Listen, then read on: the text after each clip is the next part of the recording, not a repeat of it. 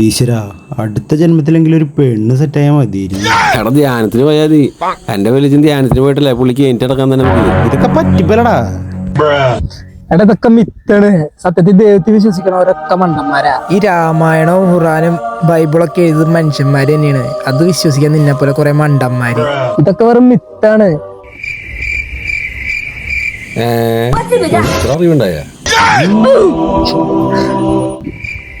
ശരിക്കുള്ള ദൈവമില്ലേ ഡിങ്കനാണ്. പരിശുദ്ധ ബാലമംഗളമാണ് ഏകം മതഗ്രന്ഥം.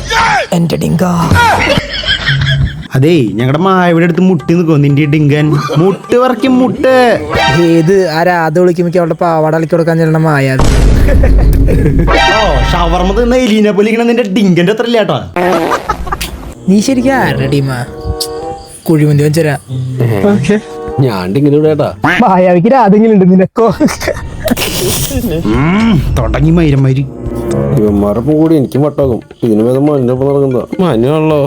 നീ എങ്ങടെ പോണേ? 4 മണിയായി. എനിക്ക് മായക്കണ്ണം കാണാൻ പോണം. ഹലോ എടാ ഒരു സംശയം. ഞാൻ എൻ്റെ അയലോകത്ത് വീട്ടിൽ ഫുഡ് കഴിച്ചോണ്ടിരിക്കുന്നു. എന്നിട്ട് കഴിച്ചു കഴിഞ്ഞു. ഞാൻ ഫുഡ് കഴിക്കാനാ ഇവിടെ വന്നതെന്ന് അവർക്ക് തോന്നാണ്ടിരിക്കാനേ ഞാൻ പോണതിന് മുമ്പ് എന്താ നേരം ഇവിടെ ഇരിക്കേണ്ടി വരും. ഇതിന് വേദം ഇവന്മാർ തന്നെയായിരുന്നു.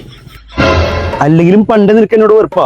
പണ്ട് സ്കൂളിൽ പഠിക്കുന്ന സമയത്തുണ്ടല്ലോ, ഞാൻ ലീവുള്ള ദിവസം വർത്താനം പറഞ്ഞ പേരില് എന്റെ പേര് എഴുതി വെച്ചവൻ. അവന്മാരുടെ ലോകം, അവന്മാരുടെ യൂണിവേഴ്സ്.